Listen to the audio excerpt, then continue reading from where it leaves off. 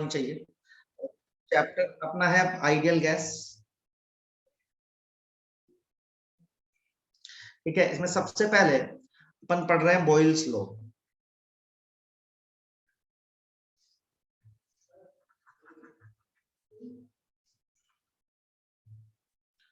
तो Boyle's law देखिए क्या बोलता है, सबको आना चाहिए बेटा।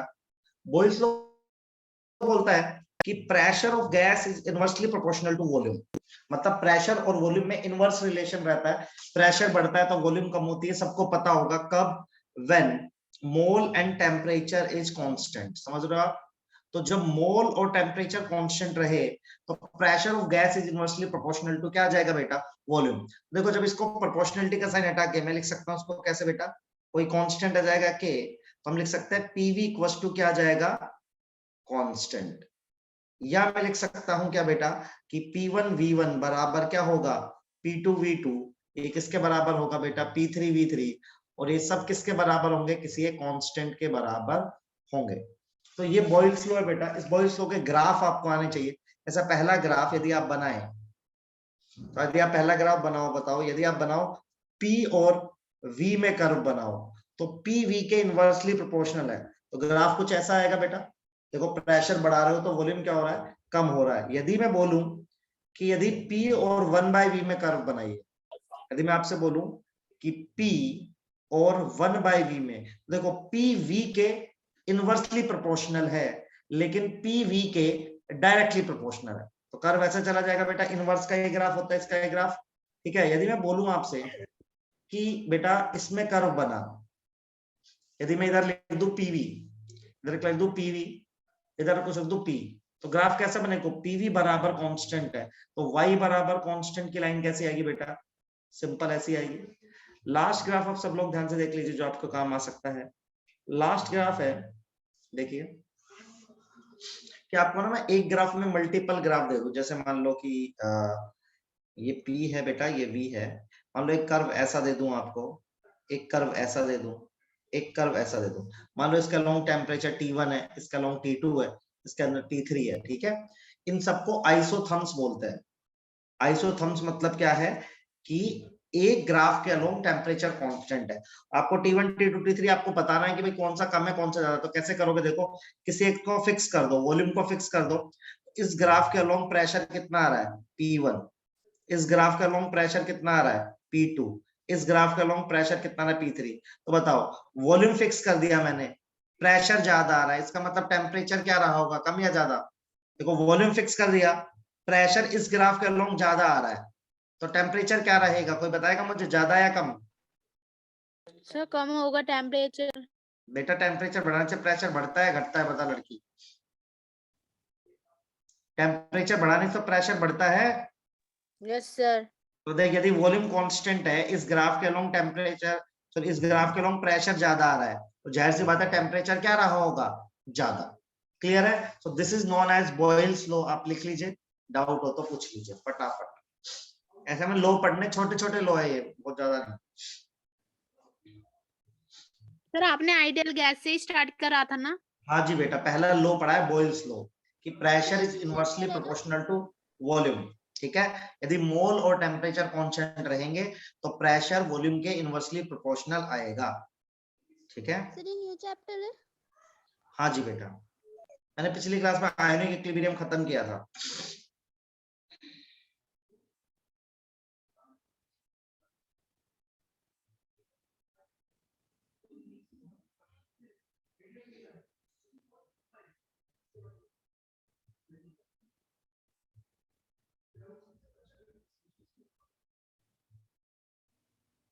कितना हो गया,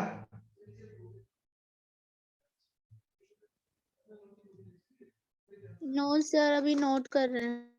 करो बेटा फटाफट।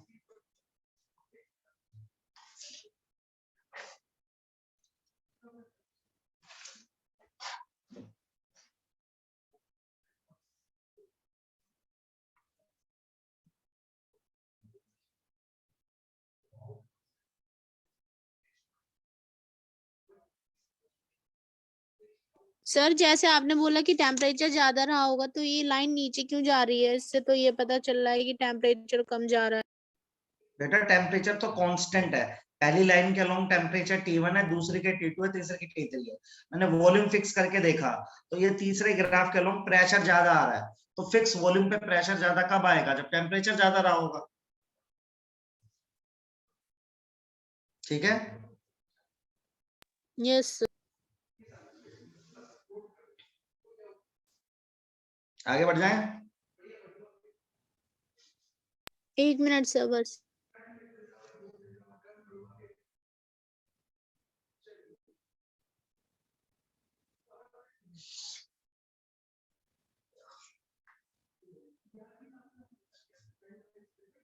सर ये ग्राफ किससे रिलेटेड है? बेटा इसी लॉ से इसी रिलेटेड है ना, पी वी के इनवर्सली प्रोपोर्शनल है। ग्राफ से दिखने नहीं लड़की, देख तेरे को कि प्रेशर बढ़ रहा है तो वॉल्यूम कम हो रहा है, ऐसे नहीं दिख रहा? देख, यस सर। इसी के तो गर्व है सारे के सारे। पी और वी, पी 1/v के डायरेक्टली प्रोपोर्शनल है, तो ऐसी लाइन आती है y बराबर x की। पी बराबर कांस्टेंट है तो उसकी y बराबर कांस्टेंट की लाइन ऐसी आती है बेटा, सारे इसी के कर्व है।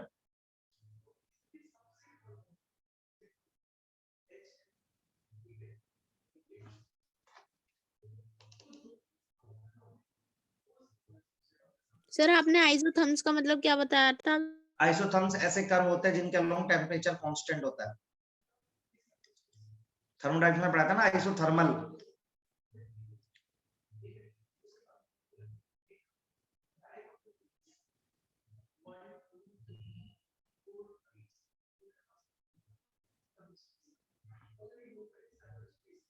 बढ़ो आगे।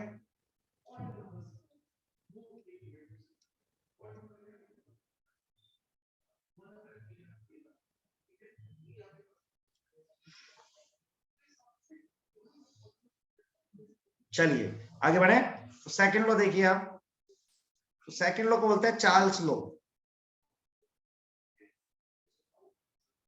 तो चार्ल्स लॉ भी बहुत आसान है, ये बोलता है volume is directly proportional to temperature when mole and pressure is constant. समझ रहे हो? तो फॉर कांस्टेंट मोल और constant pressure volume is directly proportional to temperature. तो क्या लिख सकते हैं? ऐसे लिख सकते हैं, देखो V बराबर K/T। तो क्या लिख सकते हो आप? V/T इक्वल्स टू क्या आ जाएगा बेटा? कांस्टेंट। सही बात है। तो क्या लिख सकते हैं? V1/T1 V2/T2 ऐसे बराबर क्या आ जाएगा? कांस्टेंट।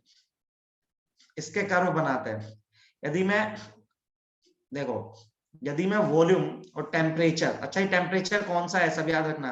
टेम्परेचर के दो स्केल होते हैं ना बेटा, तो केल्विन स्केल की बात कर रहे हैं। किस स्केल की बात कर रहे हैं? केल्विन। सबको कन्वर्जन आता होगा टेम्परेचर केल्विन में। तो कैसा कर्व बनेगा कोई बताओ? वी और टी में कैसा कर्व बनेगा? स्ट्रेट लाइन आएगा। सही बात है, क्योंकि V डायरेक्टली प्रोपोर्शनल T के, मतलब V बढ़ेगा तो T भी बढ़ेगा। अच्छा दूसरा कर्व इसमें बहुत इंपॉर्टेंट है, वो आपको आना चाहिए कि मान लो आपको कोई ये V और T में कर्व दे रखा है, यहाँ पे V है यहाँ पे T है, लेकिन T डिग्री सेल्सियस में दे रखा है। किसमें दे रखा है बेटा? डिग्री सेल्सियस में। तो कैसे पता करोगे बताओ? यदि डिग्री सेल्सियस में दे रखा है तो उसको केल्विन में बदलने के लिए कितना ऐड करते हैं? 273। देखो V बराबर KT प्लस 273 के लिख सकते हैं इसको। देखो टेम्परेचर को डिग्री सेल्सियस में मान लिया, 273 ऐड कर दिया क्योंकि मुझे किस में कन्वर्ट करना था? केल्विन में। देखो ये मेरा y एक्सिस है, ये मेरा x एक्सिस है, ये मेरा m है, ये प्लस c।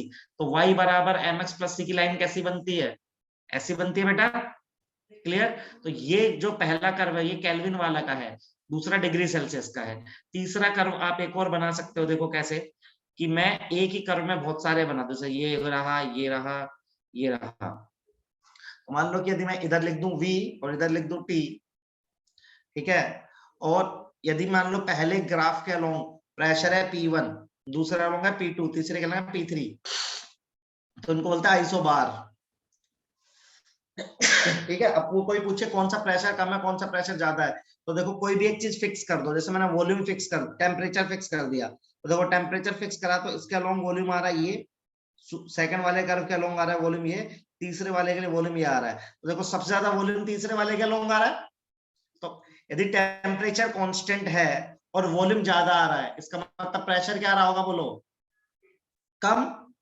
अभी तो पढ़ाया भाई, वॉल्यूम ज्यादा है तो प्रेशर क्या रहेगा? कम। तो P3 छोटा आएगा P2 P1। क्लियर है कि नहीं क्लियर, बताइए। चार्ज लो क्लियर है सबको?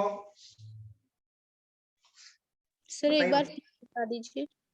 बेटा। सिंपल है कि वॉल्यूम डायरेक्टली प्रोपोर्शनल होता है टेम्परेचर के, ठीक है। वॉल्यूम बढ़ेगा तो टेम्परेचर बढ़ेगा, नॉर्मल सी बात है। तुमने पढ़ा नहीं क्या PV इक्वल्स टू nRT, वही तो पढ़ा रहे हैं। लेकिन मोल और प्रेशर कांस्टेंट होना चाहिए। फिर लिख दिया V इक्वल्स टू KT, कोई कांस्टेंट आ गया तो लिख सकते हैं V बाय T बराबर कांस्टेंट। इसका मतलब क्या है, V1 bye T1, V2 bye T2, ये सब किसी कांस्टेंट के बराबर आएंगे। पहला कर्व बनाया वॉल्यूम और टेम्परेचर केल्विन में, तो वॉल्यूम टेम्परेचर के डायरेक्टली प्रोपोर्शनल है, तो ऐसे एक लाइन आएगी। यहाँ पे टेम्परेचर में डिग्री सेल्सियस में ले लिया, तो मुझे किस में कन्वर्ट करना पड़ेगा, केल्विन में। तो उसको मैंने 273 ऐड कर दिया, फिर K को मल्टीप्लाई करके कर्व बनाया, तो ये Y बराबर mx प्लस C वाली लाइन आ गई। लास्ट वाला कर्व तो इजी है बेटा, कि मैंने टेम्परेचर फिक्स करके देख लिया, वॉल्यूम ज्यादा आ रहा है, इसका मतलब प्रेशर क्या है, कम। क्लियर है? क्लियर बेटा? सर ये ब्रैकेट में क्या लिखा है आपने ऊपर? मोल, मोल n मोल होता है ना प्रेशर, n और p कांस्टेंट है बेटा। For constant mole and constant pressure, volume is directly proportional to temperature. Sir सही है? ये सेकंड वाला ग्राफ बनाया, आपको कैसे पता चला कि मतलब यहीं पे ऐसे बनाना है इसको? बेटा मेरे को कहते हैं कोई y बराबर mx प्लस c बनाना नहीं आता क्या? ये कैसी लाइन होती है बेटा? ऐसी तो होती है ना। यदि पॉजिटिव स्लोप हो तो ऐसी होती है, नेगेटिव स्लोप हो तो ऐसी होती है। तो कंपेयर कर लिया बेटा। सही है? ओके।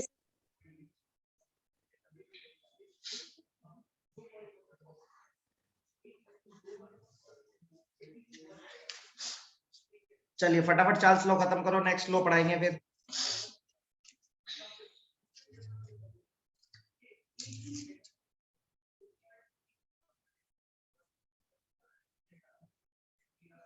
ये ग्राफ सारे समझ में आने चाहिए आपको। ग्राफ का सवाल आता है भाई नीट में, पहले बता रहा हूं।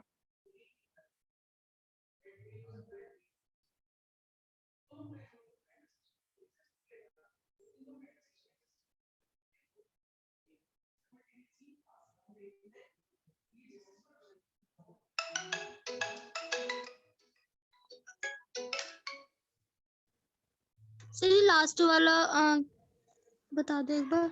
ये वाला जो मिटा रहा हूं है, यस लड़की। सर। ये ऐसा कर्व है, मान ले कुछ नहीं है ये कर्व। ये ऐसा कर्व दे रखा है, इधर V लिखा हुआ है बेटा, इधर T लिखा हुआ है, ठीक है। अब तुझे एक ही कर्व में बहुत सारे आइसोबार बना रखे हैं, पहला कर्व और ये सेम है। मान लीजिए जो पहला वाला कर्व है उसका नाम प्रेशर है P1, दूसरे कलम P2 है, P3 है, कांस्टेंट है। तो मैं पूछना चाहता हूँ कौन सा बड़ा है कौन सा छोटा। तो तू कुछ भी फिक्स कर दे, नीचे फिक्स कर दिया तूने, तो तूने इसको फिक्स देखा तो पहले ग्राफ का वॉल्यूम यहाँ पे आ रहा है, दूसरे ग्राफ के लिए यहाँ पे वॉल्यूम आ रहा है, तीसरे ग्राफ के लिए आ रहा है। खुद सोच, वॉल्यूम ज्यादा आ रहा है और टेम्परेचर कॉन्स्टेंट है, तो प्रेशर क्या रहा होगा? अभी तो पढ़ा ना बेटा, pressure is inversely proportional to volume, पढ़ाया तेरे को अभी अभी। Yes sir. वॉल्यूम ज्यादा रहा है तो प्रेशर क्या रहा होगा? ऑटोमेटिकली कम ना, कम। बस। ठीक है, ऐसे बताया। यस आगे सर। आगे बढ़ जाऊं? सर एक मिनट।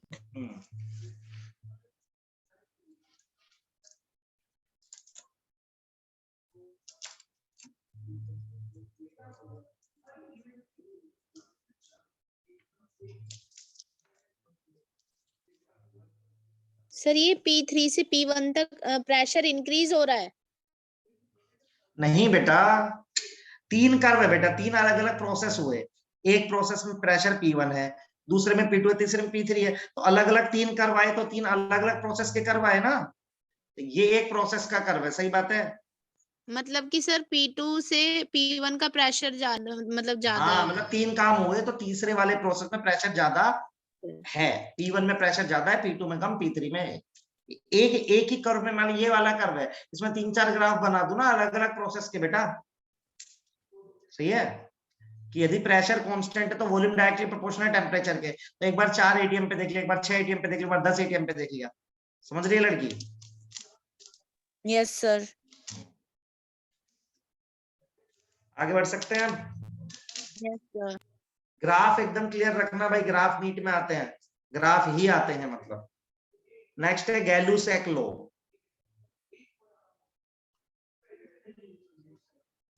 ये भी बहुत आसान है। ये क्या बोलता है कि pressure is directly proportional to temperature when mole and volume is constant.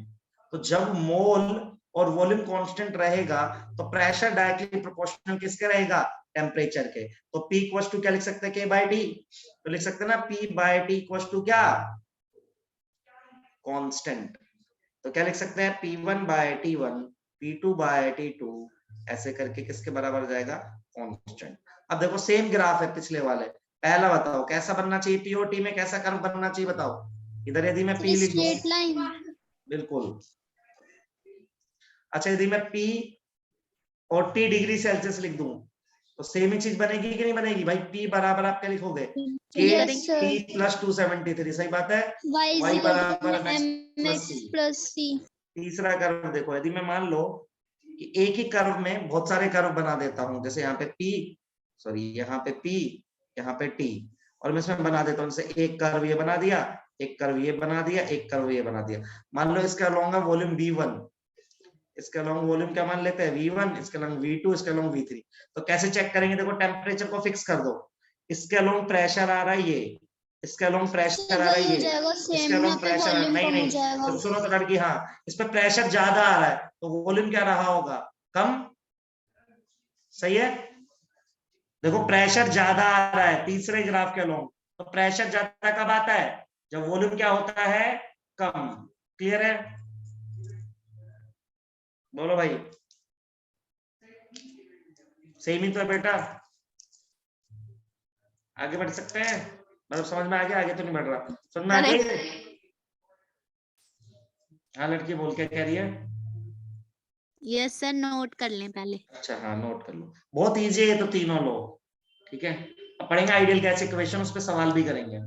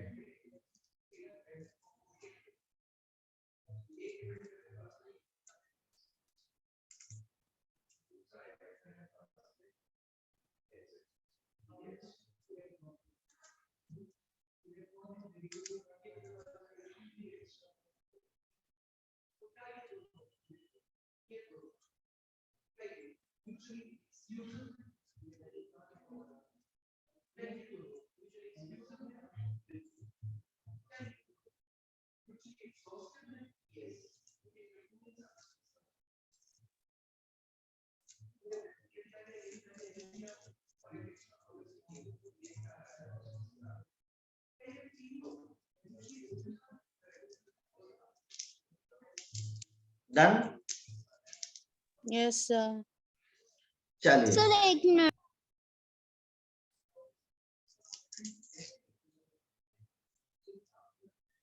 तो तीनों लॉ सबको क्लियर हो गए, Boyle's law, Charles law, Gay-Lussac law. Statement graph पता होनी चाहिए आपको, ठीक है, बहुत इंपॉर्टेंट है ये।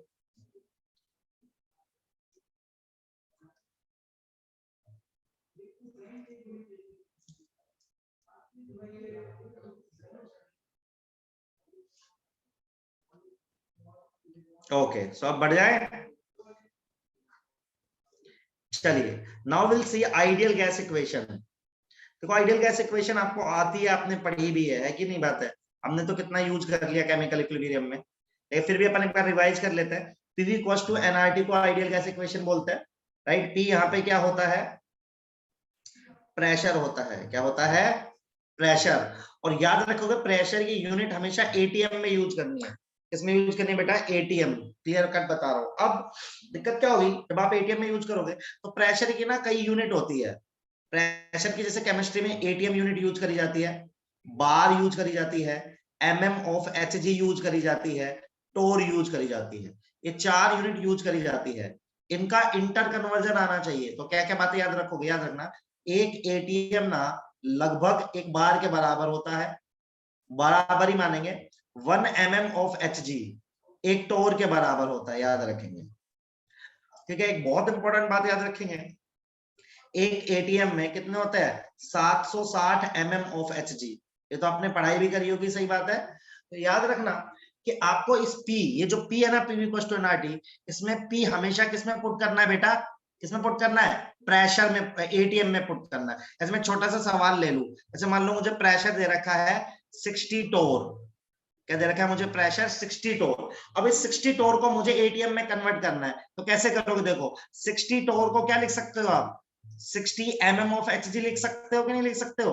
क्योंकि टोर और mm एचजी क्या होता है? बराबर होता है। अब अपन को एटीएम में कन्वर्ट करना है तो क्या करना चाहिए बोलो? 760 से डिवाइड कर दूं? अरे बोलो। Yes sir. हमेशा याद रखेंगे ये चारों यूनिट पता होनी चाहिए, कैलकुलेशन पता होनी चाहिए आपको। और हमेशा जब भी इक्वेशन यूज करेंगे तो आपको क्या करना है? प्रेशर की वैल्यू किसमें पुट करनी है, समझे सब लोग? एटीएम में।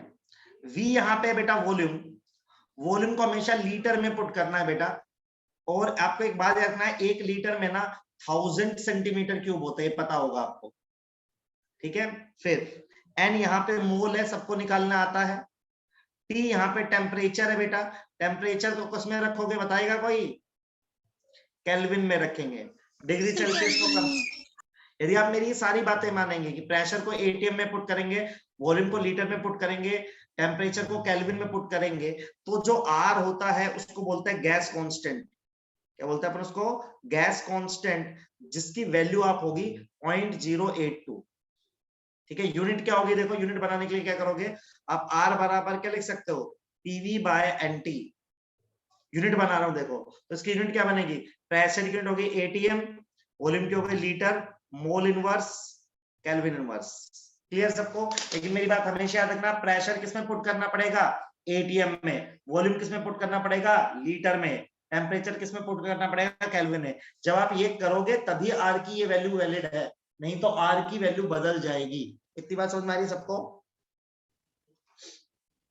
बेटा क्लियर है? Yes sir. चलो अब इसके 2 फॉर्म पढ़ेंगे अपन, पहले आप ये लिख लो, फिर इसके 2 फॉर्म पढ़ेंगे।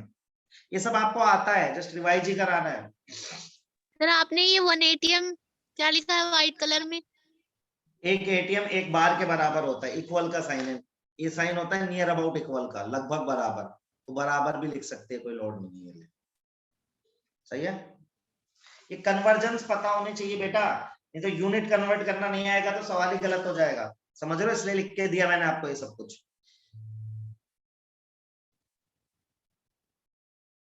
सर एक बार ये और बता दो क्या यूनिट्स इनकी। बेटा? मैंने कहा 4 यूनिट प्रेशर की यूज होंगी केमिस्ट्री में, एटीएम, बार, एमएमएसजी और टोर। ये 4 यूनिट यूज करेंगे अपन। फिर तेरे को पता होना चाहिए इक्वल, एटीएम बार के बराबर है, एमएमएसजी टोर के बराबर है।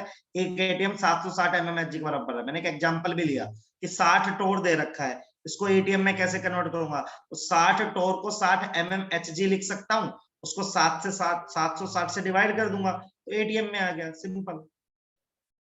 सही है। Okay sir. मतलब कुछ भी गिवन हो तुझे उसको कन्वर्ट करके एटीएम में लाना है, सारा का सारा पॉइंट ये है। समझे? तो जब PV equals to NRT use करोगे तो प्रेशर कंपलसरी है कि एटीएम में होना चाहिए, वॉल्यूम लीटर में होना चाहिए, टेम्परेचर केल्विन में होना चाहिए। इससे कभी कंफ्यूजन नहीं होगा आपको।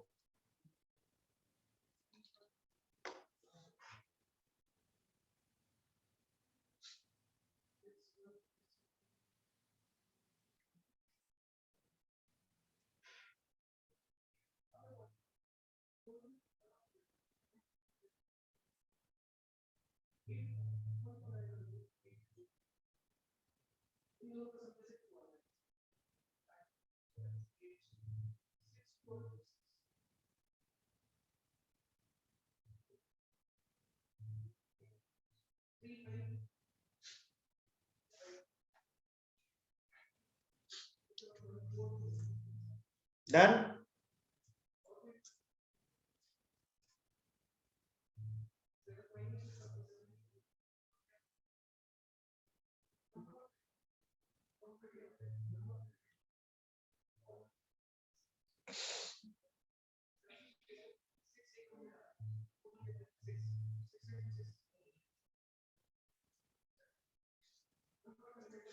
इतना हो गया बेटा, आगे बढ़ सकते हैं? Yes sir. चलो अब इसकी 2 फॉर्म है, देखो आपको दोनों आती है। देखो एक सबने पढ़ा है पीवी इक्वल्स टू एनआरटी पढ़ा है, तो देखो P बराबर, देखो यूज भी करा मैंने, N by V R T लिख सकते हैं। और N बाय वी क्या होता है? मोलैरिटी या कंसंट्रेशन, राइट? तो P इक्वल टू CRT, याद है? केमिकल इक्विलिब्रियम में यूज भी किया था आपने। Yes sir. एक इसकी ये फॉर्म है, दूसरी फॉर्म कैसी, देखो इसको सबने पढ़ा है, PV इक्वल टू nRT। अच्छा, तो इसको कैसे लिख सकते हैं? PV इक्वल टू, मोल को क्या लिख सकते हैं बेटा? Given weight divided by molar weight into RT। लिख सकते हैं कि नहीं लिख सकते हैं? सही है। इसको देखो कैसे लिख सकते हैं फिर, P into M W by V RT। देखो मास बाय वॉल्यूम क्या होता है बेटा? डेंसिटी। डेंसिटी ये तो होती है मास बाय वॉल्यूम। देखो क्या आ गया, PM बराबर DRT। सही बात है। सो आई कैन राइट D बराबर PM बाय RT। क्लियर है कि नहीं क्लियर बेटा दोनों फॉर्म सबको? बहुत इजी है। Yes sir. चलो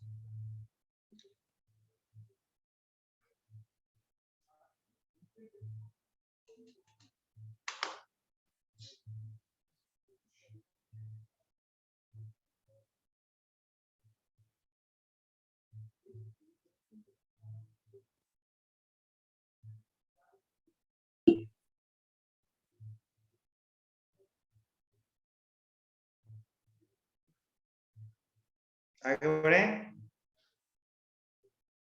1 मिनट सर।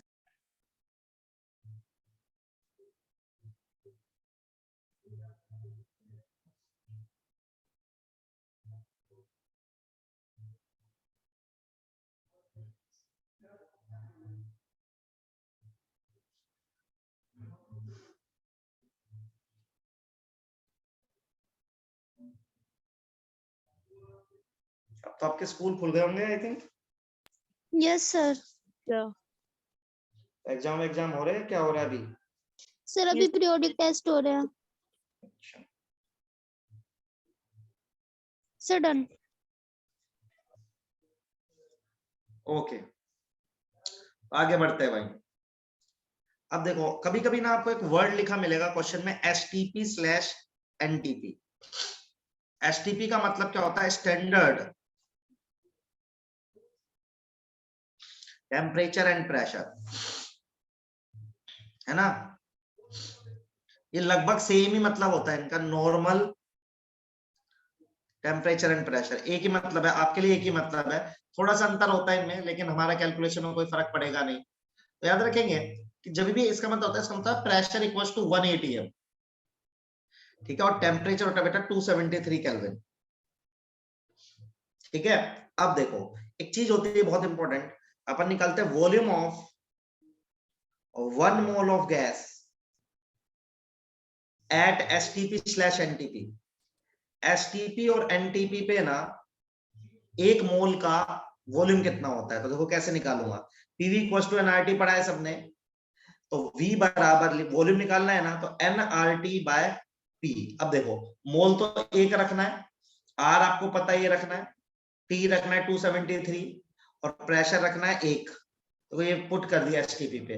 जब इसको सॉल्व करते हो ना, तो आपने पढ़ा होगा 22.4 लीटर आता है, वो यहीं से आता है।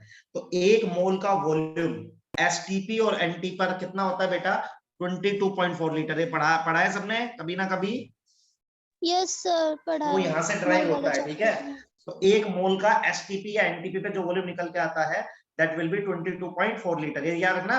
लेकिन 1 मोल का है, लेकिन कंडीशन क्या है? हमेशा नहीं होता ये। जब STP या NTP STP। रहेगा तभी 1 मोल का वॉल्यूम 22.4 लीटर निकल के आएगा, नहीं तो नहीं निकल के आएगा। अरे बात समझे सबको? Yes sir. इसको भी लिखेंगे।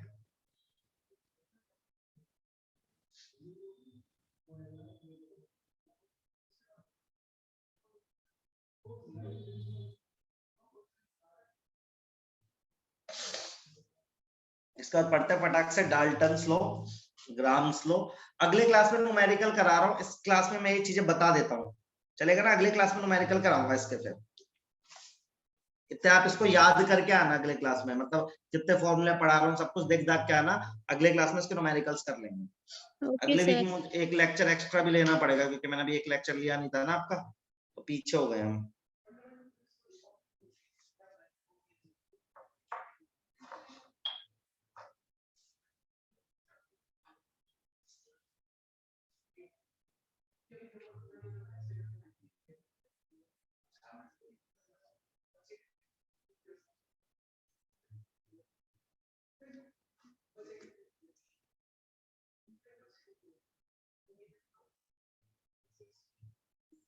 बड़े आगे। Yes sir. चलो अब मैं आपको पढ़ाता हूँ डाल्टन्स लॉ। तो अपन ज्यादा डिटेल में नहीं पढ़ेंगे, बस काम की चीज पढ़ेंगे। तो एक होता है Dalton's law of partial pressure, law of partial pressure. ये भी हमने यूज किया है वैसे, ठीक है, लेकिन मैं आपको अभी सिखा देता हूँ, ध्यान से सुनिए। कि एक बॉक्स है ना, इस बॉक्स में मान लो ए गैस है, बी गैस है, सी गैस है, 3 गैस है। मान लो ए के मोल है Na, बी के मोल है Nb, सी के मोल है Nc। तो टोटल प्रेशर क्या है इस बक्से का? टोटल प्रेशर क्या है? टोटल प्रेशर क्या है? Pressure of A plus pressure of B plus pressure of C. सही बात है। तो किसी भी गैस का इंडिविजुअल प्रेशर निकालेंगे जब अपन, पीए किसके बराबर रहेगा? उसके mole fraction into P total. याद है मैंने ये जब relation between KP and KX निकाला था तो यूज किया था, याद है? याद है क्या किसी को? Yes sir. तो देखो पीए किसी भी गैस का, Dalton's law of partial pressure ये बोलता है कि किसी भी गैस का पार्शियल प्रेशर मतलब इंडिविजुअल प्रेशर उसके mole fraction into total pressure के बराबर होता है। एक्स ऑफ ए क्या होगा बताओ? Mole of A divided by mole of A plus mole of B plus mole of C. Mole fraction सबको पता है ना, इनटू क्या कर दोगे यहाँ पे आप? P total. ऐसे यदि आपको पी ऑफ बी निकालना है बेटा, तो पी ऑफ बी क्या होगा बोलो? Mole fraction of B into P total. सही बात है। ऐसे पी ऑफ सी क्या होगा बोलो? Mole fraction of C into P total. बात समझ में आ रही है कि नहीं आ रही है? बताइए। तो किसी भी गैस का इंडिविजुअल प्रेशर, किसी भी गैस का इंडिविजुअल प्रेशर किसके बराबर होता है? ये मिक्सचर है, ये किसका है? Mixture of non reacting gas. तो ये हमारे पास जो बक्सा है इसमें नॉन रिएक्टिंग गैस है जो आपस में रिएक्शन नहीं कर रही है। तो इस मिक्सचर में किसी भी गैस का इंडिविजुअल प्रेशर किसके बराबर होता है बेटा? Mole fraction into total pressure के बराबर होता है। ये बात समझ में आ गई सबको बेटा? सर इंडिविजुअल प्रेशर मतलब? इंडिविजुअल मतलब मान लो जैसे 4 आदमी है तो ए का प्रेशर कितना होगा अकेले ए का, बी का कितना होगा, सी का कितना होगा। अच्छा समझे? सेपरेटली अलग हाँ, अलग। जैसे मैं एक क्वेश्चन ले लेता हूँ, समझो। जैसे मान लो एक बॉक्स है अपने पास, लेट्स से एक बॉक्स है अपने पास, है ना? ये बॉक्स है, इसमें ए है और बी है अपने पास, है ना? तो मान ले ए के 3 मोल है और बी के 2 मोल है, और इस बक्से का टोटल प्रेशर 15 एटीएम आ रहा है। कितना आ रहा है? 15 एटीएम। अब मुझे इंडिविजुअल प्रेशर चाहिए। इस 15 एटीएम में से ए का कितना है और बी का कितना है? तो ए का प्रेशर निकालने के लिए क्या लिखोगे? मोल fraction of A into P total. मतलब मोल फ्रैक्शन ऑफ ए कितना आएगा? 3/3 + 2 × 15। तो कितना आ जाएगा बेटा? 5 3 तो 9 हो जाएगा किसका? ए का। सही है। और बी का कितना हो जाएगा फिर? 6। समझ गए? जी सर। सही आपने क्या पीए क्या बोलो बेटा? सर ये Na/Na + Nb + Nc लिखा है आपने? हाँ हाँ, मोल फ्रैक्शन क्या होता है? जिसके भी मोल फ्रैक्शन निकालना होता है ना, उसके मोल डिवाइडेड बाय टोटल मोल, उस चीज का क्या होता है? मोल फ्रैक्शन होता है ना। जैसे एक्स ऑफ बी निकालेंगे तो एक्स ऑफ बी कैसे निकालेंगे? एक्स ऑफ बी निकालना होगा, मान ले इस केस में मुझे यदि एक्स ऑफ बी निकालना होगा तो एक्स ऑफ बी क्या होगा? Mole of B divide by total mole. समझे बेटा? यस सर ये पता है। ऐसे।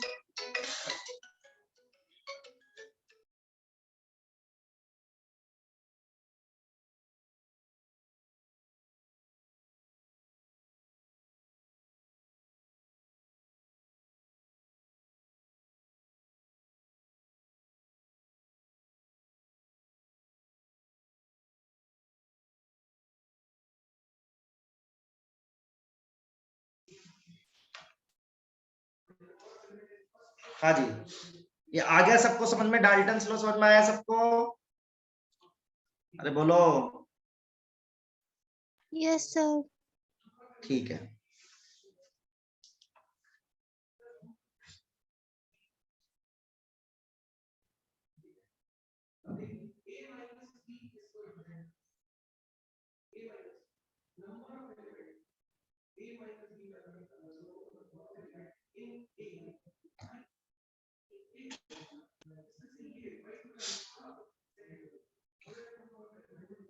सर इधर PB6 ATM कैसा है? बेटा पीबी कैसे निकालेगी? देख पीबी वैसे तो टोटल में से माइनस कर दिया, 15 में से यदि 9 ए का है बेटा तो बचा हुआ तो बी का होगा। अच्छा, यस और सर। वैसे भी निकाल सकते थे X B into P total. X B की वैल्यू कितनी होगी, mole of B, mole of B कितना है 2 डिवाइड टोटल मोल कितना है 5 इंटू 15, समझिए ऐसे भी 6 आ जाएगा। सही है। Okay sir. Yes sir, done. बढ़े आगे। नेक्स्ट है ग्राम्स लॉ ऑफ डिफ्यूजन, इसमें सारे लॉ ही है।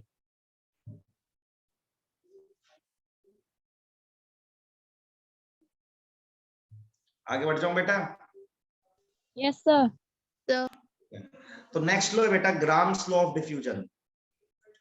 Grams law of diffusion. तो पहले आपको डिफ्यूजन समझा देता हूं। वैसे आपने बायो में डिफ्यूजन तो पढ़ा होगा, पढ़ा है डिफ्यूजन। डिफ्यूजन का मतलब क्या होता है, एक गैस का क्या होता है, हाई प्रेशर से, सही बात है, हाई प्रेशर से लो प्रेशर की तरफ जाना, क्या होता है, डिफ्यूजन होता है। बात आ रही नहीं हमारी समझ में। जैसे मान लो आपके पास एक बॉक्स है ना, इसमें गैस भरी है, बैलून है आपके पास। तो आपने क्या किया, मान लो इसका प्रेशर अभी इस सिचुएशन में जो अंदर का प्रेशर है, जो अंदर का प्रेशर है, ठीक है, उसको पी मान रहा हूं मैं, ठीक है, प्रेशर पी है। टेम्परेचर जो है उसको टी मान रहा हूं बेटा। तो आपने इसमें एक छोटा सा छेद कर दिया। क्या किया आपने, यहाँ पे एक छोटा सा छेद कर दिया ऐसे, ठीक है। तो क्या होगा बताओ, तो जो छेद किया ना, तो ए क्या है, ए एरिया ऑफ द होल, ए मान रहा हूं मैं, जो आपने छेद किया है उसका एरिया है, एरिया ऑफ होल, है ना। और कोई गैस भरी हुई है, लेट से कोई भी गैस भरी है, उस गैस का मोलर मास, जैसे ऑक्सीजन भरी है तो 32 हो गया। तो क्या होगा बताओ, जब आप छेद करोगे तो क्या होगा, गैस बाहर निकलेगी कि नहीं निकलेगी, अरे बताओ। Yes sir. तो जो गैस बाहर निकलेगी उसकी कुछ ना कुछ रेट होगी। एक बात बताओ, कई बार तो खुशबू अपन को, जैसे एलपीजी है, एलपीजी कहीं से भी हल्की सी लीक होती है, खुशबू आ जाती है कि नहीं आ जाती है, बताओ। मैं एलपीजी हल्की सी लीक होती है तो खुशबू आती है आप लोगों को, यस सर। क्या हर गैस के साथ ऐसा होता है, हर गैस की खुशबू जल्दी जल्दी आ जाती है क्या, सही है। No sir. जैसे आप डिओड्रेंट लगाते हो तो कोई तो डिओड्रेंट बहुत ही अच्छा होता है, हल्का सा करा एक बार ऐसे खट से करा, मस्त खुशबू फैल गई। किसी को पूरा उंडेल लिया अपने ऊपर, तब भी खुशबू नहीं आती। रीजन क्या है, हर गैस का डिफ्यूजन की रेट क्या होती है, अलग अलग, हर कोई अलग अलग। कोई अगरबत्ती हल्की से जलती है पूरे घर में महक आ जाती है, डिफ्यूजन ही तो होता है ना उसका। अगरबत्ती जलती है तो गैस पूरे में स्प्रेड होती है। तो कोई अगरबत्ती तो मान लो हल्की सी जली, पूरे घर में खुशबू हो गई, कोई पूरी जल गई फिर भी खुशबू नहीं हुई। इसका मतलब क्या है, हर गैस की रेट का जो डिफ्यूजन की रेट है वो अलग अलग होता है। जो रेट ऑफ डिफ्यूजन है ना, वो किस उसका फॉर्मूला क्या होता है, इंपॉर्टेंट है, होता है पीए बाय रूट टीएम। क्या होता है, पीए बाय रूट टीएम। अभी मैं बता चुका हूं, पी क्या है बेटा, प्रेशर है इसके अंदर जितना है। टी क्या है बेटा, इसका टेम्परेचर है। एम क्या है, मोलर मास है। ए क्या है, area of the hole. Clear है कि नहीं क्लियर है, बताओ। यस ये सर। अच्छा किसका यदि मैं, फॉर्मूला है? बेटा ये रेट ऑफ डिफ्यूजन का फॉर्मूला है। आर यहाँ पे क्या है, yes sir. R is basically rate of diffusion. समझ गए बेटा, यस सर। जी। अच्छा मान ले इफ प्रेशर, एरिया और टेम्परेचर कांस्टेंट है, एक ही बक्से के अंदर 3-4 गैस भरी हुई है, जैसे 2 गैस भरी हुई है तो सब कुछ सेम है, तो मैं क्या लिख सकता हूं बताओ, R1 बाय R2 को किसके बराबर लिख सकता हूं बोलो, M2 बाय M1 के बराबर लिख सकता हूं कि नहीं लिख सकता हूं, बोलो भाई। ऐसे कर यस सकते हैं सर। कि नहीं, क्योंकि देखो आप जब R1 के लिए फॉर्मूला लगाओगे तो क्या लगाओगे, R1 के लिए लगाओ PA by under root, sorry PA by, जब आप R1 डिफाइन करोगे तो कैसे, एक गैस के लिए कर रहे हो तो पी ए और रूट टी और M1 लिख दोगे। अब R2 डिवाइड करोगे तो कैसे लिखोगे बेटा, प्रेशर सेम है, एरिया सेम है, टेम्परेचर भी सेम है। अब आप R1 बाय R2 करोगे तो क्या आ जाएगा बोलो, M2 बाय M1 नहीं आ जाएगा, दिख रहा है सबको। सर इसमें एम क्या है? मोलर मास, बताया था ना बेटा, एम क्या है, गैस का मोलर मास। तो जो भारी भरकम गैस है उसका डिफ्यूजन धीरे धीरे होगा, जो हल्की गैस है उसका डिफ्यूजन स्पीड से होगा। सही बात है, सही बेटा।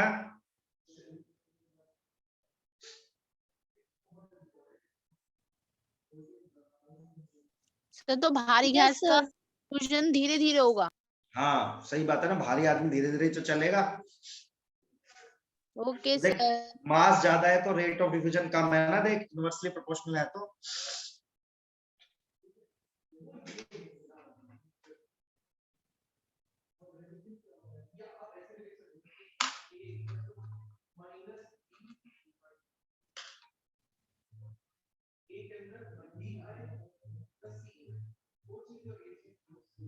अभी एक सवाल करके बताता हूँ आपको, रुको इसका है ना, अभी सवाल करूंगा ना बढ़िया समझ में आ जाएगा।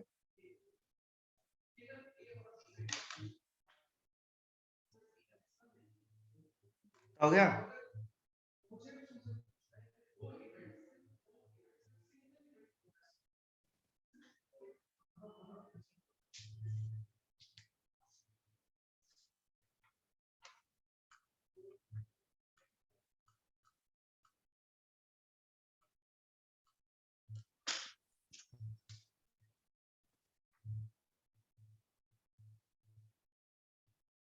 Yes sir, done. जब सवाल करके बताता तभी समझ में आएगा। जैसे मान लो आपका एक बॉक्स है, ठीक है, एक सेकेंड, अब एक बक्सा है ऐसा, ठीक है,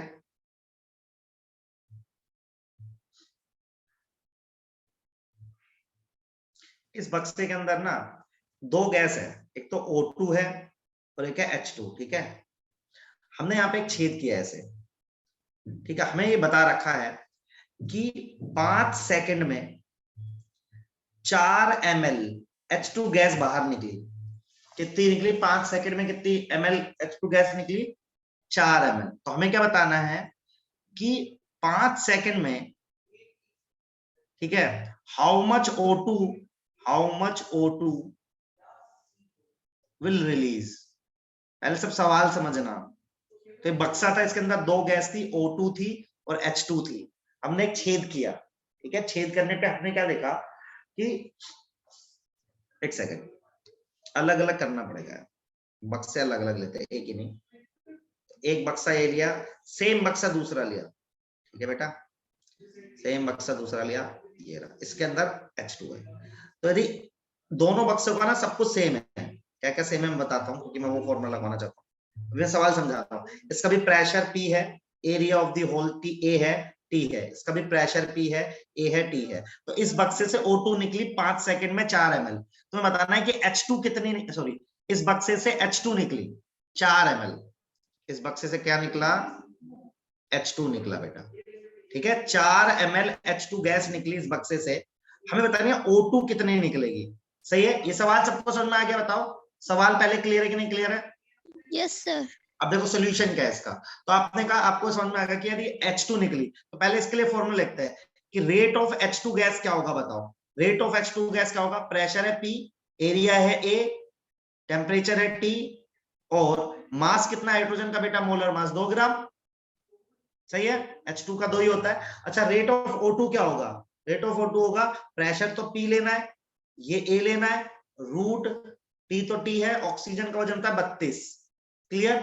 अच्छा, यहाँ पे रेट क्या है बताओ, यहाँ पे रेट क्या है? ये रेट क्या है? रेट क्या होती है?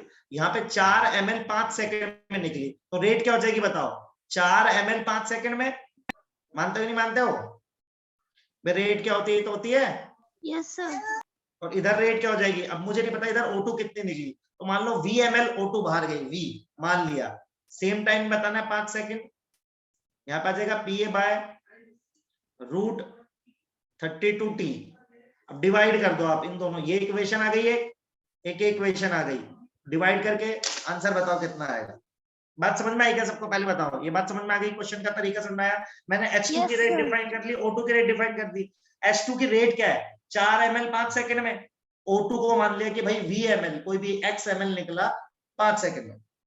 दोनों को डिवाइड कर दूंगा इक्वेशन को। बताओ आंसर क्या आ रहा है, मुझे बताओ, आप लोग फटाफट करके बताओ।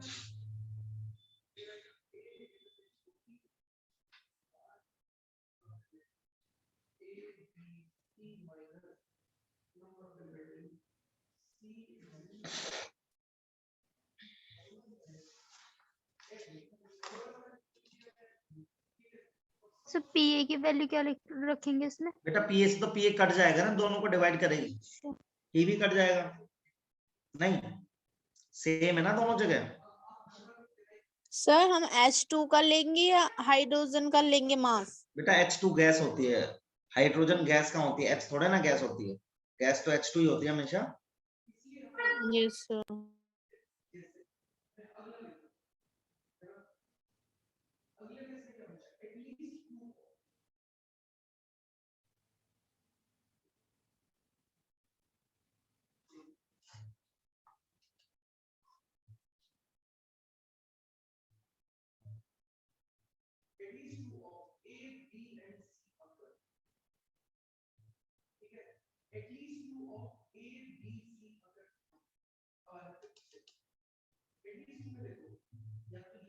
हो गया, आंसर बताओ यार। आप ये भी लिख सकते थे ना, जैसे मैंने एक फॉर्मूला था, मैं डायरेक्ट फॉर्मूला भी लगा सकता था, देखा ना R1 बाय R2 बराबर क्या आया था, M2 बाय M1 आया था, वो भी लगा दो सीधा, तो क्या आएगा RH2 डिवाइड बाय RO2, क्या आएगा मोलर मास O2 का ऊपर, हाइड्रोजन का नीचे, तो यहाँ से 16, तो ये आएगा RH2 डिवाइड बाय RO2 बराबर 4, 16 का। अब निकाल लो आप, 5 से 5 कट जाएगा, यह देगा 4 by 5 V by 5 equal to 4, 5 से 5 कट जाएगा, V 1 ml आ रहा है मेरा, क्या सबका आंसर 1 ml आ रहा है? आ रहा है कि नहीं आ रहा? अरे डिवाइड करके देख लो यार, 4 by 5 divide by V by 5, ये कितना आ जाएगा, PA बाय ये 2T, और ये उल्टा ऊपर चला जाएगा 32T PA, PA से PA कट जाएगा, T से T कट जाएगा, ये रूट में 16 आ जाएगा, तो ये तो बता 4 by 5 divide by V by 5 equal to 4, under root था क्योंकि, सही है, 5 से 5 V कट के V आ गया 1 ml। देखो कर पा रहे हो कि नहीं कर पा रहे हो? Yes sir. इजी तो है, क्या है सबको समझ में सवाल बताओ बेटा? Yes sir. सर मेरा नेट इशू हो गया था, एक बार ये ग्रीन वाला पार्ट समझा दीजिए। कौन सा ग्रीन वाला? ये हाँ सर ये देख बेटा, ये फॉर्मूला लगा रहा हूँ, ये वाला फॉर्मूला, ठीक है, प्रेशर है P, एरिया है A, टेम्परेचर है T, और मोलर मास है हाइड्रोजन का 2 ग्राम, ठीक है। अब रेट क्या है, 4 ml निकली वो 5 सेकंड में, तो 4/5, रेट क्या होती है, समथिंग बाय टाइम, यहाँ वॉल्यूम बाय टाइम रेट हो गई, तो 4/5। अब मान लो ऑक्सीजन में बोला PA बाय रूट TM, तो P रखना है P, A रखना है A, T रखना है T, और उसका मोलर मास आ गया 32, उसका वॉल्यूम मान लिया V, ये निकालना है मुझे, डिवाइड बाय 5 सेकंड, क्योंकि उसको भी 5 सेकंड में निकालना था। अब इस इक्वेशन को इसके साथ डिवाइड कर दे बेटा, आंसर आ जाएगा, सही है। Okay sir. डिवाइड करके देख लो, 1 ml आंसर आ रहा है मेरा, बताओ क्लियर है कि नहीं क्लियर है? Yes sir. चलिए अब लास्ट टॉपिक पढ़ेंगे अपन इस चैप्टर का, इसमें होता है गैस के पार्टिकल्स की ना स्पीड को अलग अलग तरह से डिफाइन किया गया है, गैसेस पार्टिकल की स्पीड को अलग, उनके 3 फॉर्मूले हैं, हमें बस नीट के लिए वो फॉर्मूला याद करना है, हमारा काम बन जाएगा, ठीक है। क्या फॉर्मूला मैं बताता हूँ, आगे बढ़ जाऊं क्या, एक बार आपने लिख लिया ये? Yes sir. ठीक है, तो देखो मैं क्या पढ़ा रहा हूँ, ये पढ़ा रहा हूँ गैसियस पार्टिकल स्पीड। तो गैस का पार्टिकल आपको पता होगा रैंडम मोशन करता है, ब्राउनियन मोशन, तो Yes, उसकी sir. स्पीड को 3 तरह से डिफाइन किया गया है, अपन ऐसे बोलते हैं, 3 तरह से उसकी स्पीड को बोलते हैं अपन। जैसे एक होती है एवरेज स्पीड, तो एवरेज स्पीड सबको नाम से ही समझ में आ गया कि मान लो एक पार्टिकल की स्पीड है u1, एक की है u2, u3, ऐसे करके मान लो n पार्टिकल है, तो एवरेज तो निकालने का सीधा तरीका है, सबको सम करके किससे डिवाइड कर दो, टोटल नंबर से डिवाइड कर दो, एकदम इजी है ना। दूसरे तरह से डिफाइन करते हैं अपन रूट मीन स्क्वायर स्पीड, जिसको बोलते हैं अपन RMS, रूट मीन स्क्वायर। ये कैसे निकालते हैं, देखो ये निकालते हैं कि आप सब स्पीड का स्क्वायर करो,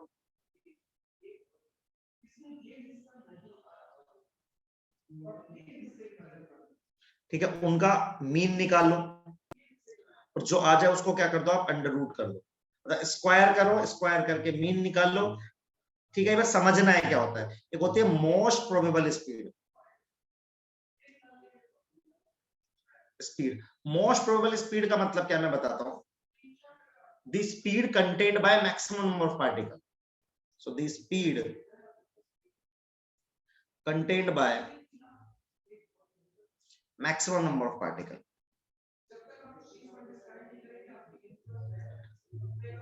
देखो इसका क्या मतलब मैं बताता हूं। जैसे मान लो आपकी क्लास में पेपर हुआ, मान लो 50 बच्चे थे, है ना, 30 बच्चों के नंबर ना 15 आए, और 50 बच्चों की क्लास में 30 ऐसे बच्चे जिनके नंबर है 15, तो उस क्लास का मोस्ट प्रोबेबल नंबर क्या है? 15। क्यों 15 है? कि 15 नंबर सबसे ज्यादा बच्चों के आए। सिंपल मोस्ट प्रोबेबल स्पीड क्या है? वो स्पीड है जो सबसे ज्यादा गैसेस पार्टिकल्स की है। मान लो 1 लाख पार्टिकल है, उसमें से मैक्सिमम की पार्टिकल की स्पीड क्या होगी? एमपीएस। समझ गए? ये 3 स्पीड है जो डिफाइन करने के तरीके हैं। एक हम एवरेज स्पीड डिफाइन करते हैं, वो तो सिंपल एवरेज है बेटा। एक हम root mean square speed define करते हैं, और एक एमपीएस। इन तीनों के फॉर्मूले हमें याद करना है। इतनी बात समझ में आ रही है सबको?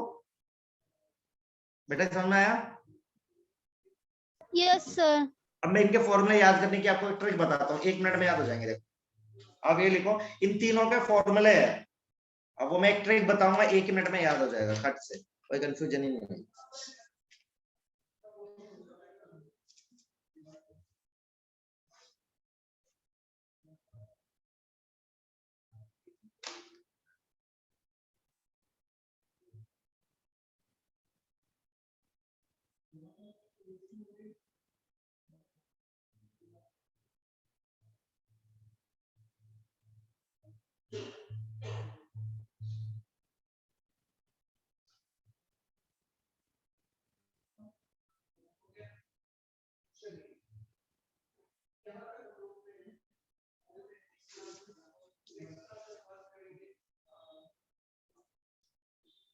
डन बेटा?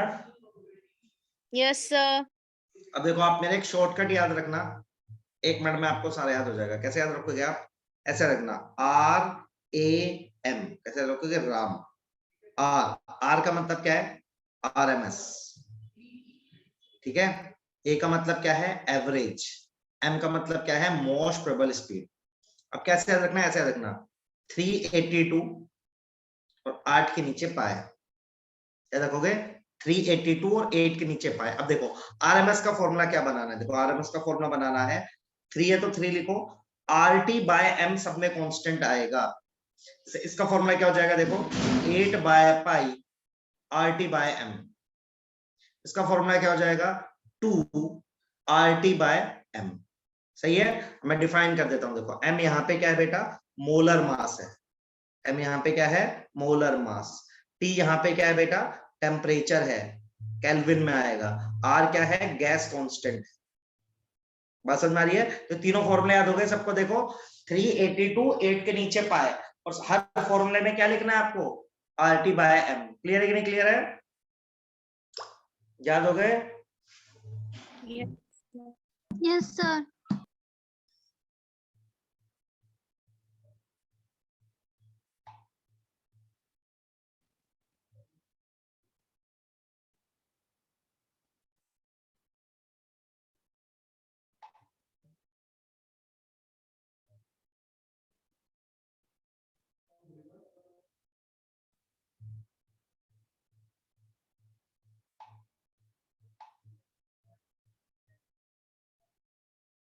सर एक बार पहले वाली स्लाइड दिखाना।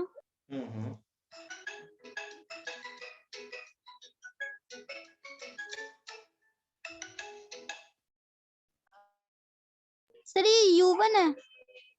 हाँ बेटा U1 है ये। Sir initial.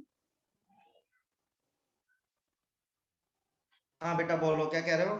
Sir initial. U तो बेटा स्पीड है, कुछ भी V मान ले, कुछ भी मान ले ना बेटा, एवरेज निकाल रहे हैं। V1 V2 V3 V4 कुछ भी मान ले। सही है, कुछ भी बेटा एवरेज निकालना है ना, कुछ भी मान ले, x1 x2 x3 सबकी स्पीड है। Okay sir. ऐसा है और सर नीचे N क्या है इसमें? बेटा, टोटल नंबर ऑफ पार्टिकल है। जैसे मान ले 5 लोग ओके हैं, सर। तो एवरेज के लिए 5 से डिवाइड करेंगे तो n पार्टिकल मान लिए। सही है, रूट मीन स्क्वायर में क्या किया, उनका स्क्वायर करा, उनका मीन निकाला, उसका अंडर रूट कर दिया, है ना। एमपीएस क्या है, वो स्पीड है जो मैक्सिमम लोगों ने कंटेन करी हुई है, और उन तीनों के फॉर्मूला याद करने हैं आपको इस तरीके से। Sir next, yes sir. अब जैसे इसमें सवाल क्या बन सकता है, ऐसे पूछ सकते हैं ना कि मान लो अपने पास है ऑक्सीजन, ऐसे आ गया, ऑक्सीजन और हाइड्रोजन की एवरेज स्पीड का रेशियो बताओ। तो मैं जब O2 के लिए एवरेज स्पीड लिखूंगा तो क्या लिखूंगा, ठीक है, तो एवरेज स्पीड ऑफ O2 क्या लिखी जाएगी बताओ। तो O2 के लिए क्या लिखी जाएगी, मान लो O2 की लिखूंगा मैं, तो क्या लिखूंगा, तो फॉर्मूला समझे ना, 8/पाई RT, और मान लो टेम्परेचर से मैं एट सेम टेम्परेचर है, तो मैं यहाँ पे 32 लिख दूंगा, और हाइड्रोजन के लिए लिखूंगा तो क्या लिखूंगा बेटा, सब कुछ सेम मानना है ना, तो हाइड्रोजन के लिए कितना आ जाएगा बोलो, सेम ही आएगा, 8RT/पाई, और कितना आ जाएगा 2, इन दोनों को डिवाइड कर दूंगा तो दोनों का रेशियो नहीं आ जाएगा एवरेज स्पीड का। Yes sir. ऐसे सवाल आ सकते हैं आपके पास, एवरेज स्पीड का रेशियो पूछ सकता है, आरएमएस स्पीड का रेशियो पूछ सकता है, एमपीएस स्पीड का रेशियो पूछ सकता है, किसी का भी रेशियो पूछ सकता है, आपको फॉर्मूला याद रहेंगे, आप उड़ा दोगे सवाल, ठीक है। तो ये आइडियल गैस था। अभी हमें एक लेक्चर रियल गैस में और लगेगा, ठीक है, तो रियल गैस तक हमें कंप्लीट करना था इस वीक में, पर हम कर नहीं पाए क्योंकि मेरा एक लेक्चर मिस हो गया, नहीं तो मैं कर देता खत्म, बट कोई नहीं, हम अगले लेक्चर में एक्स्ट्रा लेके कर देंगे। इतना समझ में आ गया सबको स्टार्टिंग से? Yes sir. सारे लो क्लियर होने चाहिए, सारे फॉर्मूले। अभी अगली बार मैं पढ़ के आना, इन पे कुछ कुछ क्वेश्चंस कराऊंगा मैं, ठीक है, और रियल गैस पढ़ा दूंगा, ठीक है। सर एक सर, बार हाँ। इक्विलिब्रियम वाले चैप्टर की लास्ट स्लाइड दिखा दो। कौन से वाले की बेटा?